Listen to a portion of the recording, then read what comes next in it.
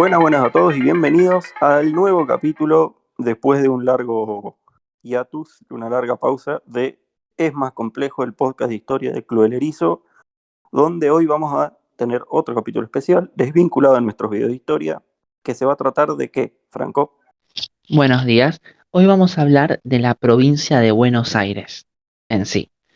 Vamos a ir viendo algunas particularidades que tiene, una peculiaridad que, bueno, ya vamos a ver más en detalle y tratar de pensar un poquito a qué se debe lo que pasa con esta provincia que es muy importante para la historia argentina, obviamente, pero ¿qué tan importante es? Mastro.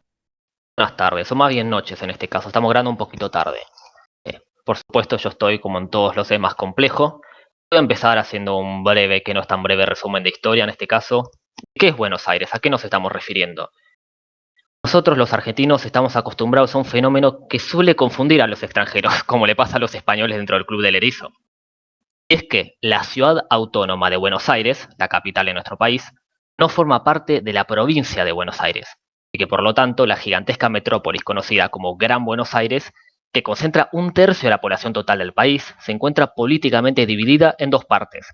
Una perteneciente a esta provincia de Buenos Aires, lo que llamamos el conurbano, y la capital federal, un distrito autónomo.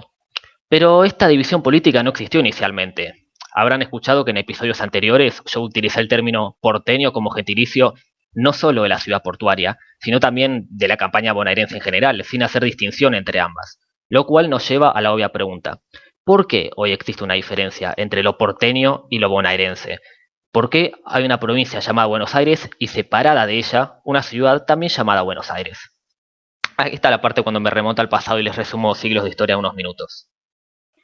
Si nos retrotraemos lo suficiente, la historia de ambas Buenos Aires comienza de la misma manera en que comienzan la mayoría de las historias que narramos en este canal: la suma de un imperio español en auge y sociedades americanas colapsando debido a las pandemias del viejo mundo. Pongámonos en contexto: es la primera mitad del siglo XVI y el imperio español se está expandiendo con increíble rapidez a través del continente americano. La monarquía católica encomendó a conquistadores la exploración y colonización del Nuevo Mundo. Uno de ellos, Pedro de Mendoza, terminó chocándose con el Río de la Plata y en 1536 funda un pequeño puerto, bajo el título Nuestra Señora Santa María al Buen Aire, que igual debió ser abandonado pocos años después debido a hostilidades con pueblos indígenas. Casi medio siglo más tarde, en 1580, otro conquistador español llamado Juan de Garay fundó, un poco más al norte, una ciudad con un nombre todavía más largo: Ciudad de la Santísima Trinidad y Puerto de Santa María de los Buenos Aires, eventualmente apodada Buenos Aires. Durante los 2 siglos siguientes, esta ciudad y unos pocos territorios adyacentes formaron parte de la frontera austral del Virreinato del Perú, dentro del Imperio Español. Buenos Aires fue establecida sobre la región pampeana, más específicamente la Pampa Húmeda, que es básicamente un gigantesco pastizal templado y húmedo, del tamaño de la península ibérica, en la cuenca del Atlántico. Pero la enorme mayoría de esta pampa húmeda, así como del territorio actual de la provincia de Buenos Aires, en ese entonces no se encontraba bajo la autoridad colonial española, sino que se encontraba bajo el control de diversos pueblos indígenas.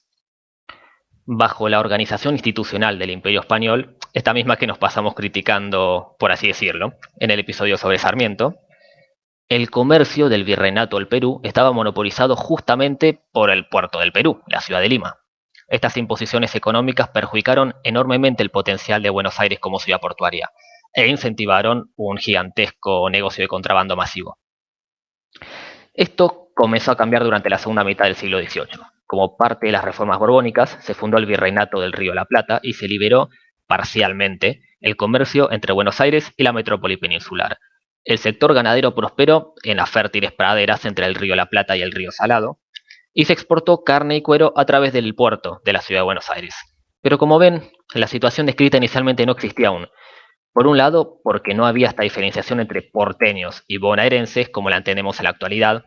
Obviamente que existía una división entre los habitantes de la urbe y los del territorio rural bajo su influencia. Pero esta diferencia era similar a la que existía entre el campo y la ciudad de cualquier sociedad preindustrial o cualquier ciudad de la Argentina. Y por el otro, porque más allá del río Salado, y salvando unos pocos asentamientos fronterizos, todo estaba bajo el control de pueblos indígenas. Luego sucedió una pequeña serie de eventos conocidos como las guerras de independencia hispanoamericanas. Es un tema un poco largo, no lo voy a desarrollar, Lo que nos importa ahora es que el virreinato del Río de la Plata colapsó en una serie de intentos de estados postcoloniales que lucharon entre sí durante el resto del siglo XIX. Gracias al papel preponderante que heredó la organización colonial, la posición estratégica de su puerto y el potencial económico de la pampa húmeda, Buenos Aires fue el epicentro de buena parte de dichas guerras, las llamadas guerras civiles argentinas. Buenos Aires formó parte de las Provincias Unidas en Sudamérica, más conocidas como Provincias Unidas del Río de la Plata, y contó con delegados en el Congreso de Tucumán, que declaró su independencia de España el 9 de julio de 1816. Sin embargo, jamás se logró recuperar la unidad política del sistema colonial, pese a los intentos de integrar sus antiguos territorios en un nuevo Estado soberano centrado en Buenos Aires. Ya desde un comienzo, los distintos proyectos de la élite porteña encontraron resistencia y hostilidad por parte de las élites de las ciudades restantes del ya disuelto virreinato. Por ejemplo, ya el propio Congreso Tucumán de 1816 sesionó sin la participación de la Liga de los Pueblos Libres o del Paraguay. Este conflicto caracterizó la política regional durante la mitad de siglo que siguió a la Guerra de Independencia, periodo en el cual el Partido Unitario buscó la creación de un Estado centralizado dominado por Buenos Aires, generalmente inspirándose en ideas ilustradas, liberales y europeístas, y en contraposición, el Partido Federal, que ya mencionamos 1000 veces, abogó por un Estado descentralizado donde las demás provincias tuvieran una mayor autonomía de poder relativo al de Buenos Aires. Sus miembros generalmente eran conservadores americanistas basados en el caudillaje tradicional. Ambas facciones se enfrentaron en la primera batalla de Cepeda en 1820. La decisiva victoria de los federales llevó a la disolución del gobierno central, marcando el fracaso del intento de unificar la región bajo una constitución unitaria que privilegiara a Buenos Aires. Las élites porteñas fracasaron en su intento por evitar la disgregación de la unidad política heredada del Imperio Español. Como consecuencia, durante las 3 décadas siguientes no existió un Estado Nación argentino con sede en Buenos Aires. Esto ya lo solemos repetir, pero el actual territorio argentino estuvo compuesto por un conjunto de cuasi ciudades-estado semi-aisladas, con diverso grado de control sobre sus territorios rurales colindantes, pero sin una carta magna, sin una identidad nacional, sin un mercado interno que las unificara. Y la principal de estas provincias de facto autónomas era Buenos Aires, cuya riqueza de poder relativo continuó aumentando. Durante la década de 1820, Buenos Aires fue gobernada por una sucesión caótica de unitarios y federales, culminando en 1829 con la asunción del caudillo federal Juan Manuel de Rosas, como gobernador con facultades extraordinarias. En 1831, para enfrentarse a los unitarios de la Liga del Interior, Rosas firmó el Pacto Federal con los gobiernos de Entre Ríos y Santa Fe, estableciendo el fundamento de la Confederación Argentina, que era básicamente una alianza entre estados provinciales, mayormente independientes, liderada por Buenos Aires, cuyo gobernador se encargó de las relaciones exteriores de la Confederación. Debido a la presión de facciones dentro del federalismo porteño, Rosas dejó el cargo un año después. A lo largo de todo este periodo cabe aclarar la gradual expansión de los territorios dedicados a la ganadería y la creación de nuevos fuertes en el sur de la provincia recrudecieron los conflictos con los pueblos indígenas. Bajo las órdenes del ahora nuevo gobierno de Buenos Aires, Rosas de hecho dirigió una campaña al desierto que expandió significativamente la frontera de la provincia.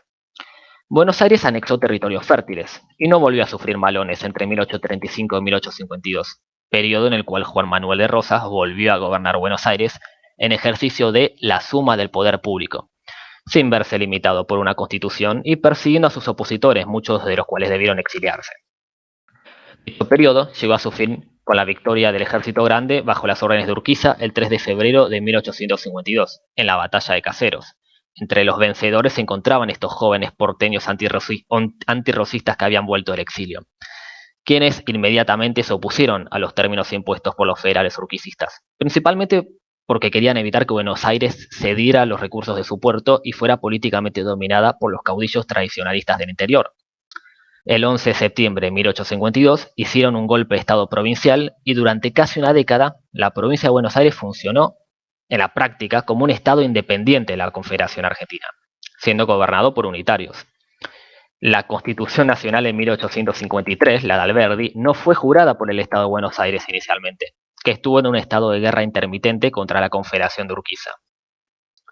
Luego, los confederados vencieron a los porteños en la segunda batalla de Cepeda en 1859 y parecía que Buenos Aires iba a ser reincorporada a la Confederación, aunque con concesiones. Por ejemplo, se les permitió a Buenos Aires retener los ingresos de la aduana, que era uno de sus temores. Al año siguiente, el unitario liberal Bartolomé Mitre, otro protagonista de episodios, asumió como gobernador de Buenos Aires, mientras la confederación era presidida por el federal Santiago Derqui. Las tensiones llevaron a que nuevamente se enfrentaran las fuerzas confederadas de Urquiza contra las porteñas de Mitre, pero esta vez en la batalla de Pavón resultaron vencedoras las porteñas.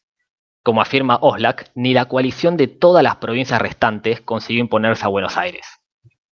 Finalmente, entonces, Buenos Aires fue reincorporada a una república argentina bajo una organización federal, pero donde ocupó un papel predominante. El ejército porteño invadió e incorporó a los distintos ejércitos provinciales, y sobre sus bases se fundó el Ejército Nacional Argentino, propiamente dicho.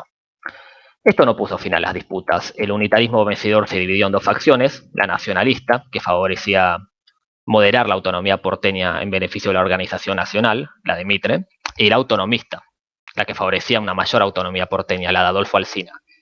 Durante 2 décadas, la ciudad de Buenos Aires sirvió simultáneamente como capital de la provincia y de la República Argentina. A lo largo de este periodo, la importancia relativa de la provincia de Buenos Aires continuó aumentando, conforme creció su población, gracias a las políticas de inmigración y colonización agrícola, y la capital concentró gran parte de la inversión extranjera del país. Nuevas campañas militares contra los indígenas expandieron aún más la provincia, que incorporó casi toda la pampa húmeda e incluso parte de la pampa seca o semiárida. Por otro lado, y en parte debido a la guerra de la Triple Alianza contra el Paraguay, fue consolidándose una identidad colectiva única basada en la nacionalidad argentina, que fue reemplazando las identidades locales tradicionales. El Ejército Nacional se desarrolló tecnológicamente y se independizó de las lealtades provinciales.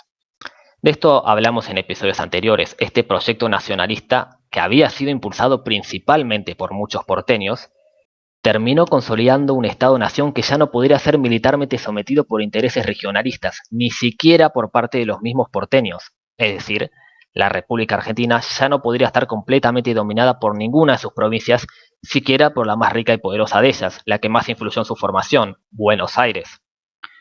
Por ejemplo, cuando Mitre se levantó en armas en 1874, fue aplastado completamente por el Ejército Nacional.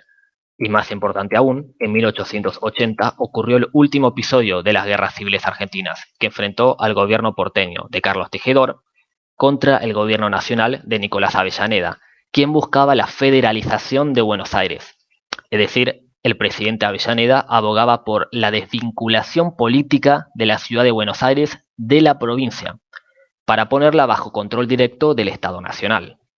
Las fuerzas porteñas se movilizaron, Avellaneda las declaró en rebeldía y el Ejército Nacional sitió la capital. Venció el Estado Nacional y por lo tanto Buenos Aires fue federalizada el 20 de septiembre de 1880. De paso les voy a dar un dato turístico. ¿Alguna vez vieron que el obelisco tiene inscripciones en sus fachadas en cada lado? Conmemoran justamente estos acontecimientos que describí. En la fachada este se conmemora la primera fundación de la ciudad por Pedro de Mendoza, al sur la segunda por Juan de Garay, al norte el izamiento de la bandera y al oeste esta federalización de Buenos Aires en 1880. Finalizando, por lo tanto, la provincia de Buenos Aires había perdido su histórica capital y como consecuencia fue fundada la ciudad planificada de La Plata para que le sirviera de sede al gobierno provincial.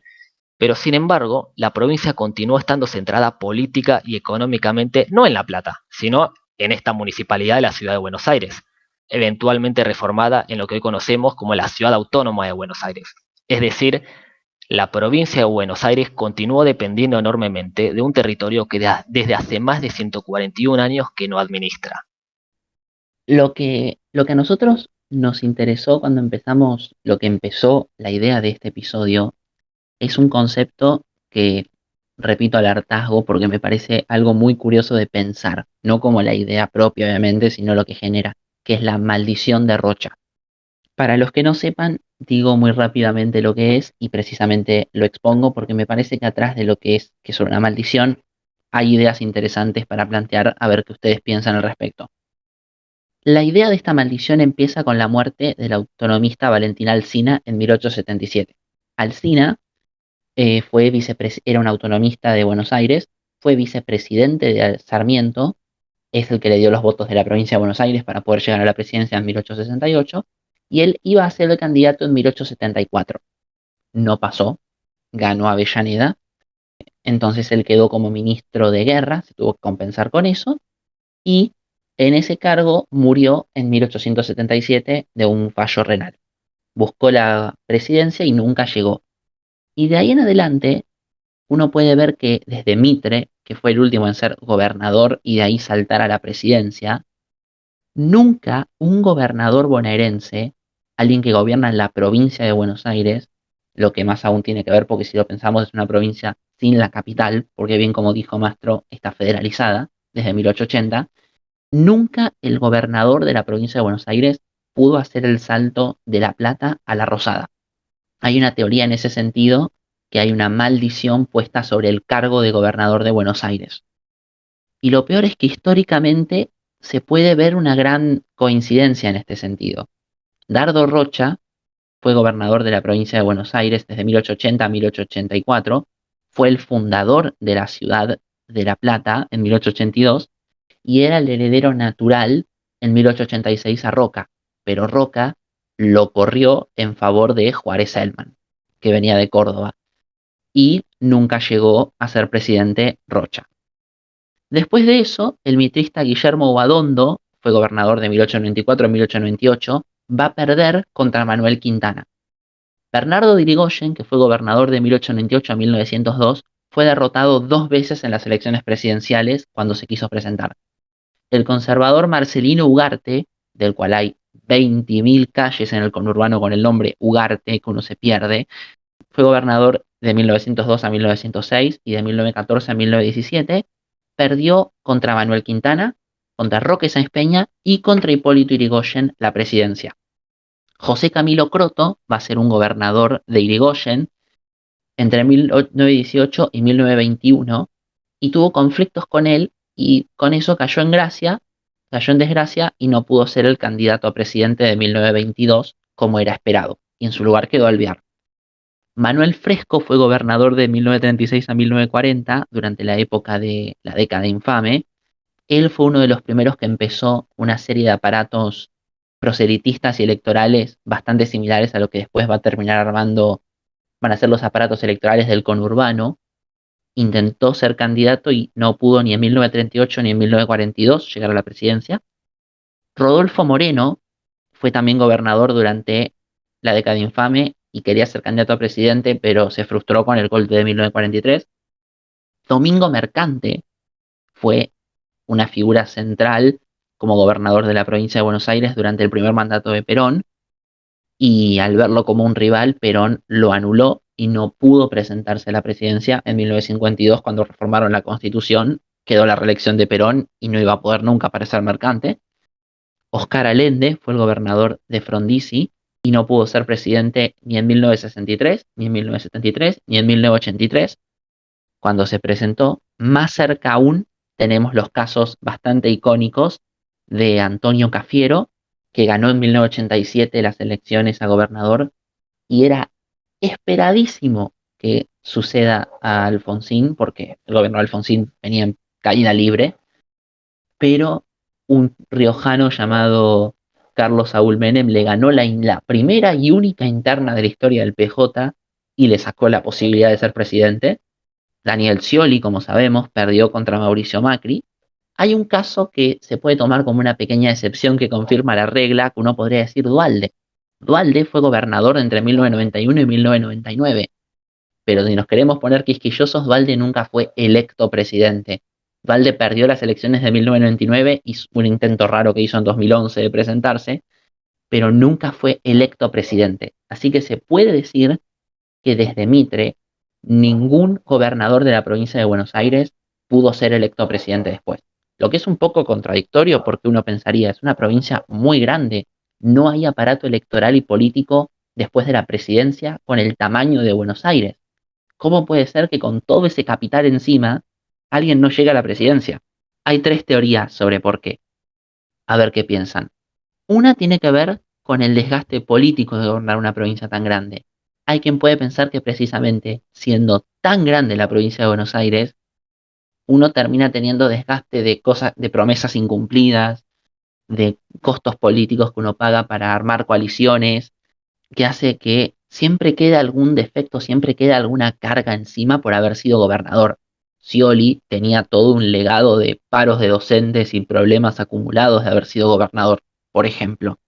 Otra idea puede ser tensiones con el gobierno nacional, precisamente como es una provincia tan importante, cuanto más fuerte sea el gobernador de Buenos Aires, más débil es el presidente, y cuanto más débil es el gobernador de Buenos Aires, más fuerte es el presidente. Entonces, hay incentivos para un presidente, para una fórmula presidencial, de elegir un gobernador débil o elegir un gobernador que no tenga la capacidad política para verdaderamente desafiarlo y ganarle después. Scioli nunca fue una figura tan políticamente brillante, podría uno decir, por ejemplo, o Cafiero dándole en 1987, cuando se debatió el tema de la coparticipación, él no tuvo problema en ceder coparticipación de Buenos Aires a Nación, pensando en el capital político que eso le iba a dar cuando sea presidente en 1989. Lo que terminó pasando es que él perdió y la provincia de Buenos Aires se quedó con menos coparticipación.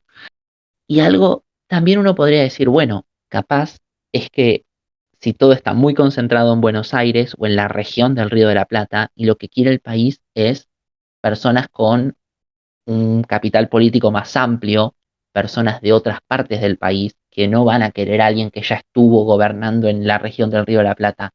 Pero a eso uno podría refutar que ya tenemos en los escasos 27 años de la Ciudad Autónoma de Buenos Aires como distrito que elige gobernador, desde la reforma del 94, tenemos dos jefes de gobierno que llegaron a la presidencia, Fernando de la Rúa y Mauricio Macri. Los dos se catapultaron de la ciudad de Buenos Aires a la nación. Y quizás se venga un tercero.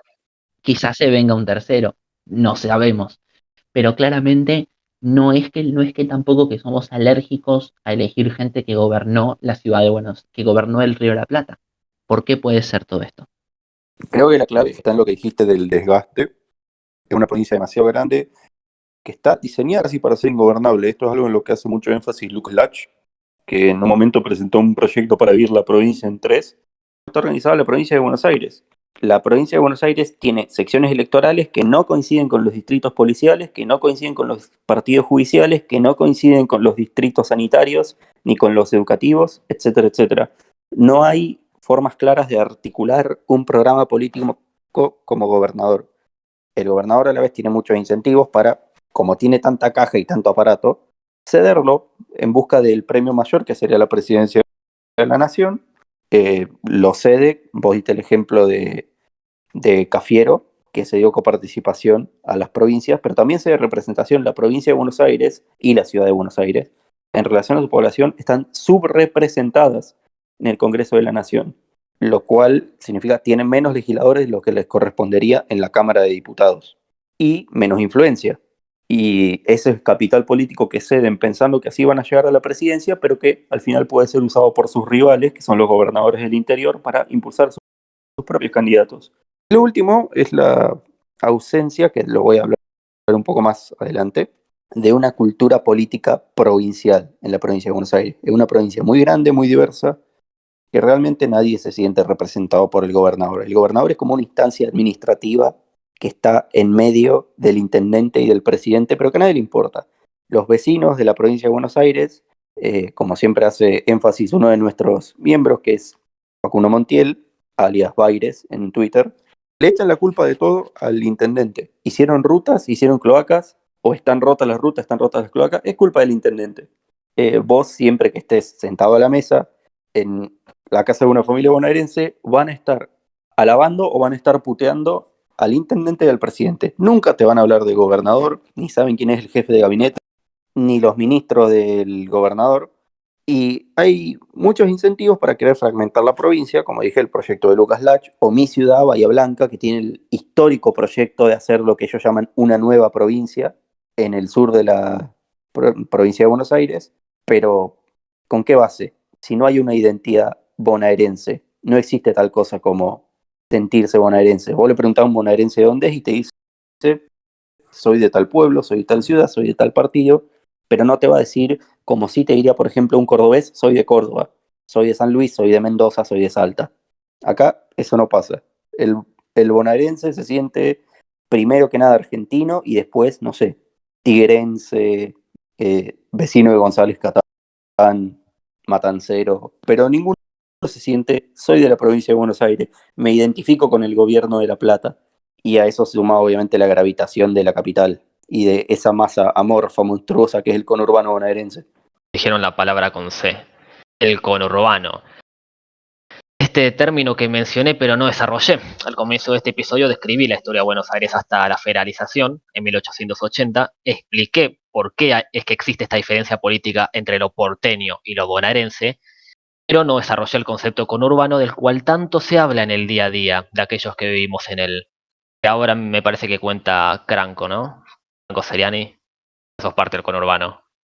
Escobar es parte del conurbano, así que estoy en Ha el sido, tercer cordón del AMBA.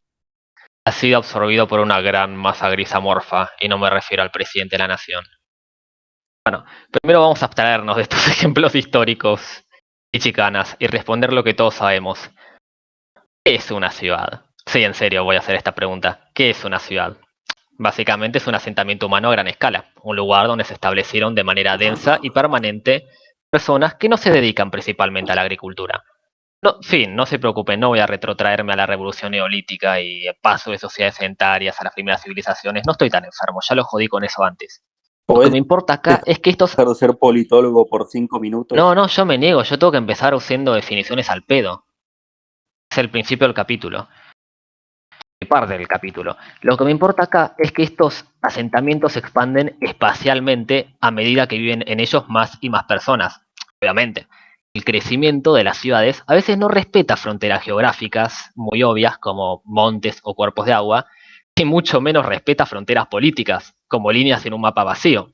A medida que crecieron los asentamientos contiguos que rodean el puerto de Buenos Aires, esto que llamamos Ciudad de Buenos Aires, fueron abarcando un territorio cada vez más amplio que unió o absorbió distintos asentamientos que anteriormente estaban separados, como por ejemplo las ciudades de Belgrano y Flores, que sí, hoy eran barrios porteños, pero antes eran ciudades separadas a Buenos Aires, formando lo que puede considerarse una única gran ciudad desde el punto de vista demográfico, pero distintas ciudades desde el punto de vista administrativo.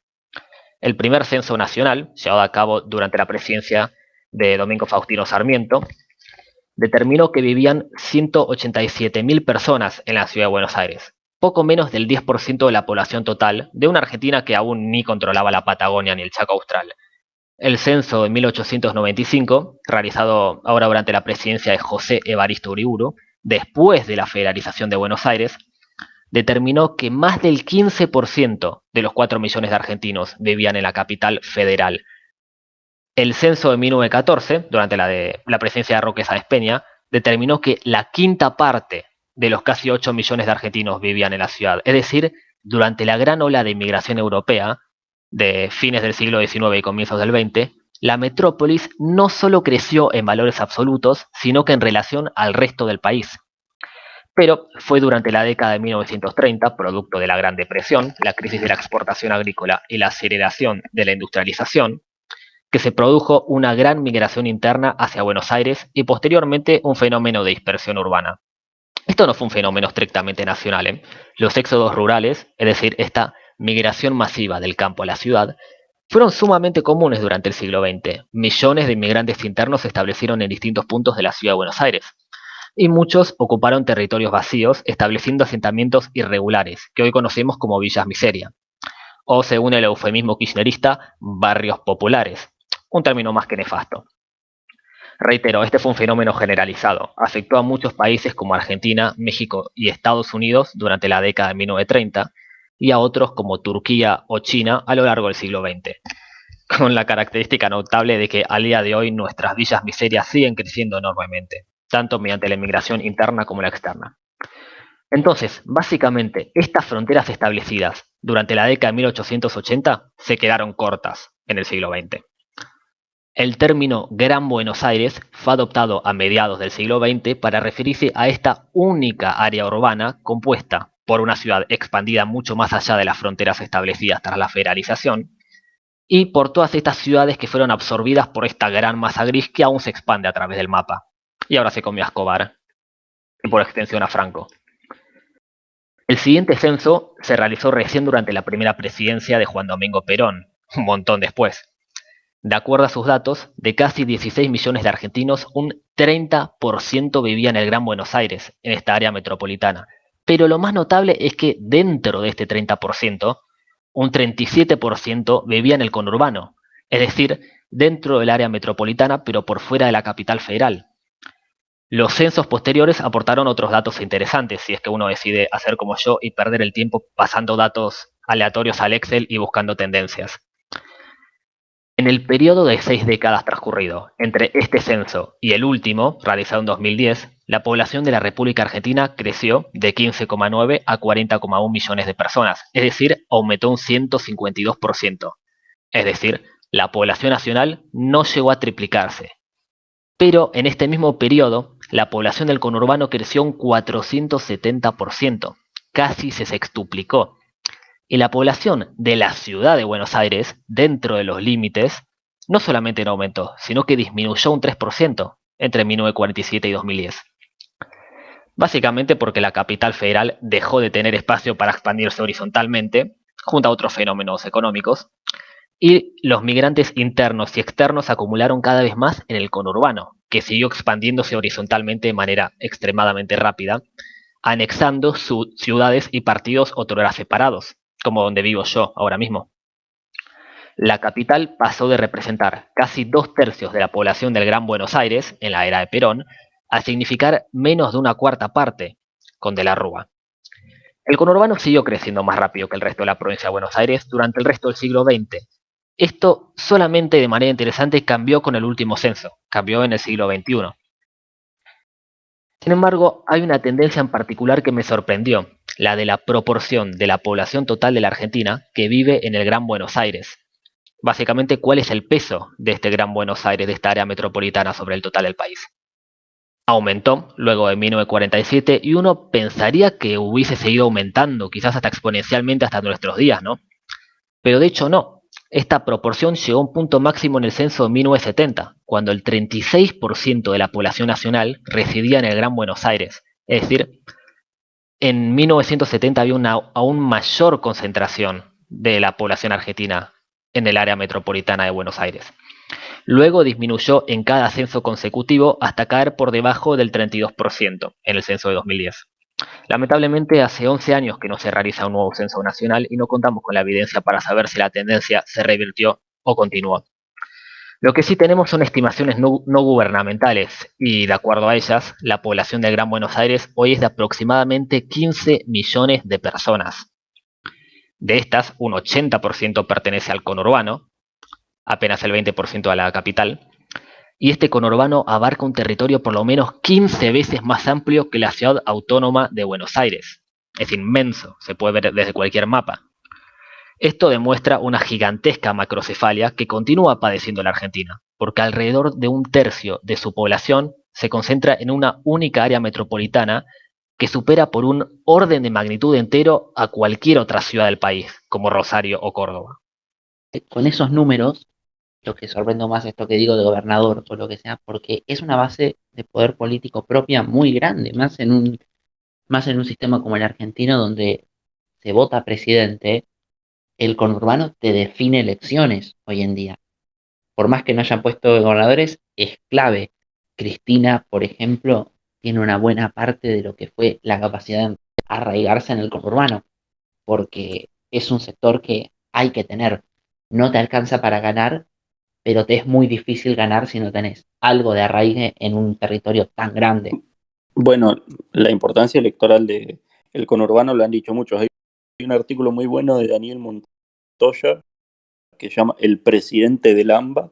AMBA es un término, para los que no son argentinos, área metropolitana de Buenos Aires, que se empezó a usar mucho con la pandemia como término sanitario para que los conurbanenses no se sientan ofendidos porque dicen que son parte de la ciudad de Buenos Aires. Lo son. Pero dice, tenemos una macrocefalia tal, los votos, la población, la riqueza incluso, y la pobreza también, están tan concentradas en una sola región de la Argentina, que es básicamente como que el presidente o el gobierno nacional es el gobierno del AMBA, es el gobierno de la ciudad de Buenos Aires y su distrito metropolitano. Y el resto es como colonias, zonas administrativas que están afuera y que a veces pueden interceder, a veces no. A veces hacen intentonas de llegar al poder, como parece ser que fue ahora con la incorporación del peronismo federal al gabinete de la nación.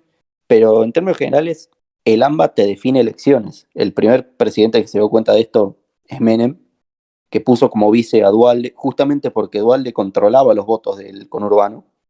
Luego, obviamente, Dualde le pasó esos votos a Kirchner ya durante el 2003, y entonces el kirchnerismo está sentado exclusivamente en el conurbano, ni siquiera en sus tierras natales, que son en el sur y en la Patagonia. No se permiten perder esa zona, y ahora es donde están teniendo lugar las batallas que importan. Fíjense que todos los candidatos principales de estas elecciones fueron los que hicieron campaña casi exclusivamente en el conurbano bonaerense: Santilli, Manes, Tolosa Paz. Nadie habla de los problemas de la Argentina como problemas de todo el país. Lo que no importan son solamente los problemas del conurbano. Y el enorme peso que tiene indica dos cosas. En primer lugar, como dije, no hay una identidad bonaerense y el gobernador bonaerense se ve muy debilitado, y no surge una cultura política que demande accountability, rendición de cuentas por parte de ese gobernador, pero a la vez significa que los bonaerenses, que son los que sufren la mayor parte de los problemas estructurales del país, simplemente porque son la mayoría de nosotros, son la mayoría de los argentinos, es un hecho estadístico, no están bien representados.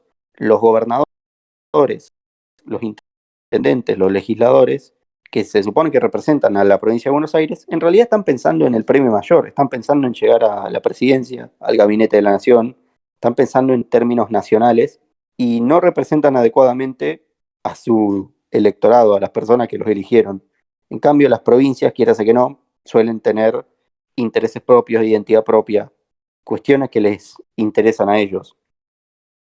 Y eso implica también que tiene una influencia desproporcionada, porque los legisladores de las provincias sí que son delegados de sus gobernadores, muchos de ellos regímenes híbridos, no del todo democráticos.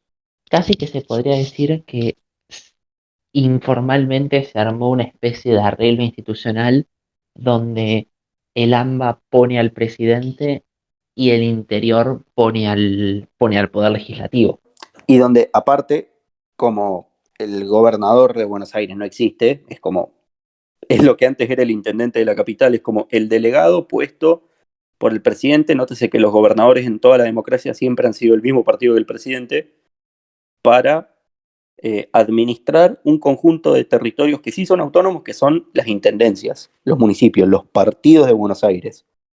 Las personas que controlan el territorio, que tienen el aparato, que tienen la casa y que manejan una identidad y una cultura política en la provincia de Buenos Aires, ya tanto en el conurbano como en la campaña, no es el gobernador, ni siquiera es el presidente, son los intendentes. Y hoy en día las ligas de intendentes son incluso más importantes que las ligas de gobernadores. Los gobernadores ya no tienen el peso de población, de recursos, de capital político como tenían en 1880 para decir: nos unimos todas las provincias contra Buenos Aires y ponemos nosotros al presidente. Eso ya no puede pasar.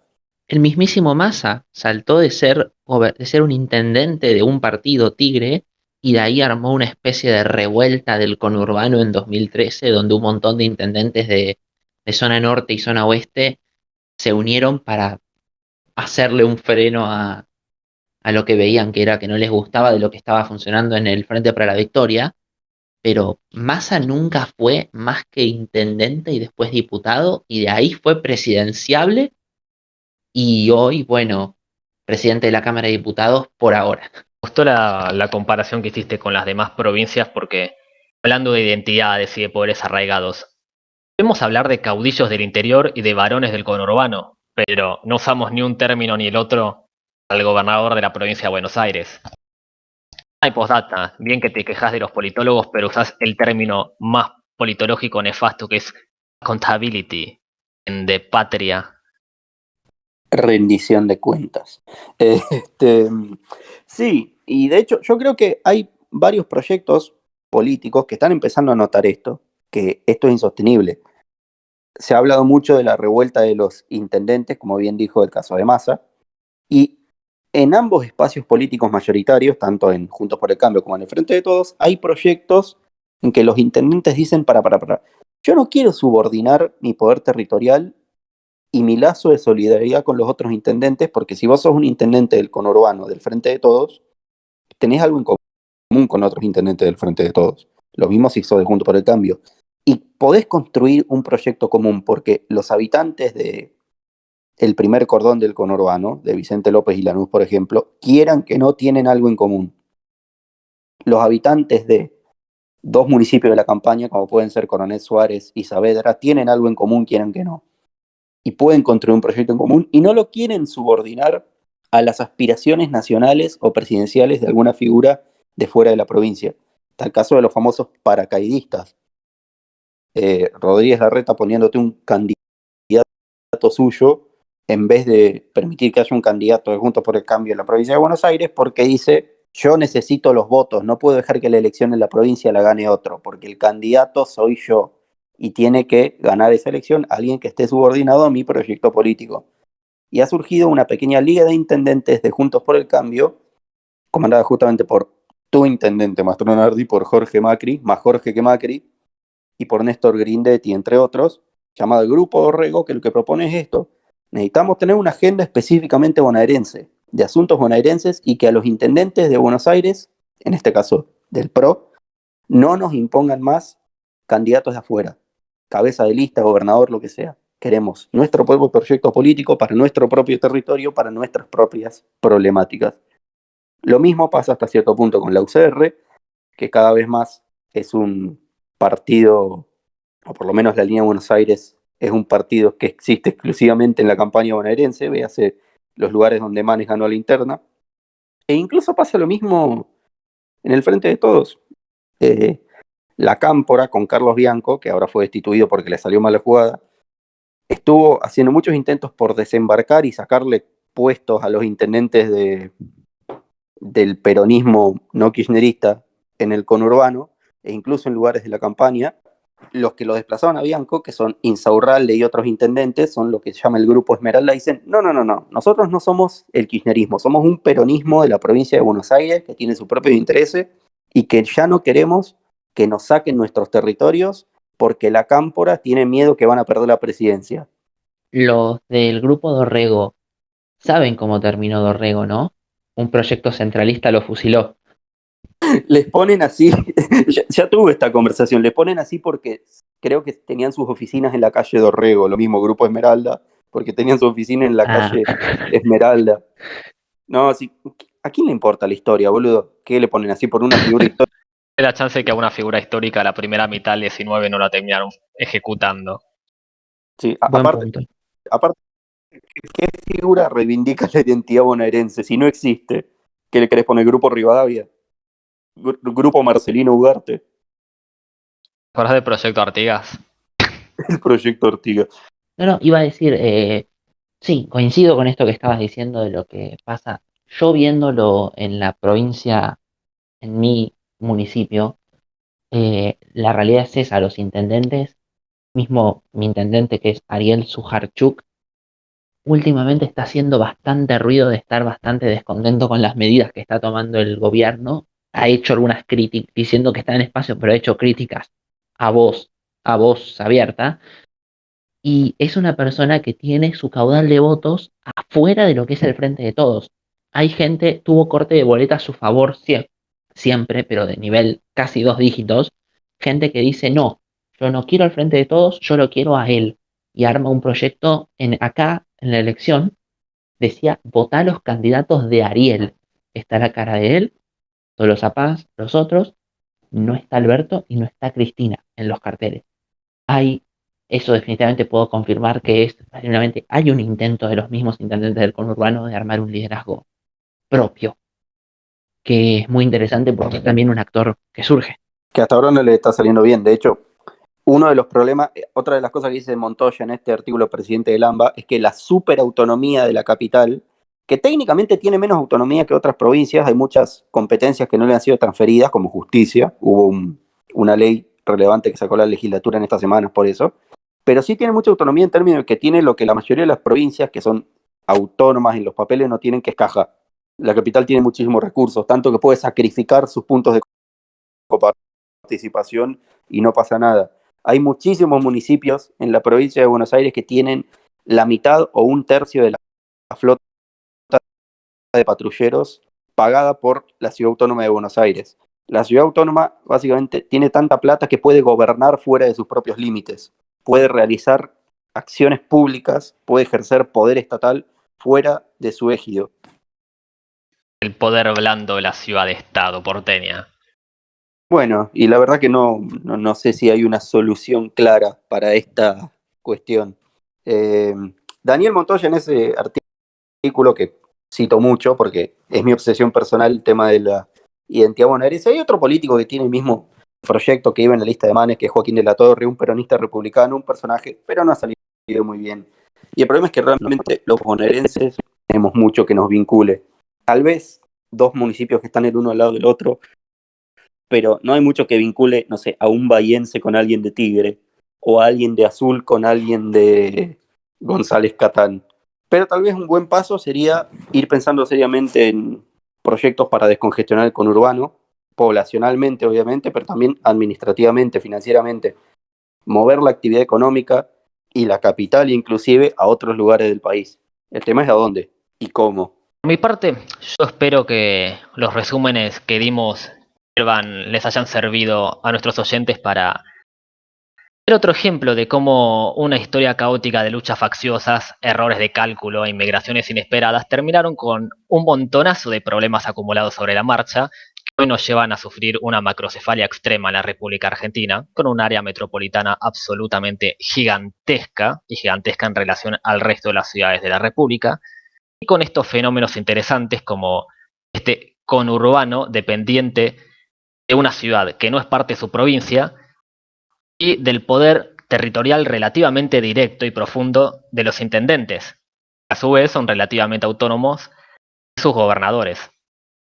Y todos problemas que hoy importan mucho porque después de la derrota del oficialismo en las PASO, hay mucho peronista que quiere ver si puede soltarse del ancla y no hundirse con ella. El peronismo siempre tiene la capacidad de reconvertirse. La pregunta es si la provincia de Buenos Aires va a tener la capacidad de reconvertirse también. Esto ha sido el capítulo de hoy de Es Más Complejo. Otro capítulo diferente, como tantos que tendremos en las próximas semanas, a medida que nos vaya costando más y más sacar los videos sobre los presidentes. Pero seguramente ya el próximo volvamos a retomar un poco el ritmo. Pronto estará el video de Roca. No olviden seguir a Club del Erizo en todas sus redes sociales, suscribirse y compartir este podcast para ayudarnos con todos sus amigos que pueden estar interesados. Nos vemos.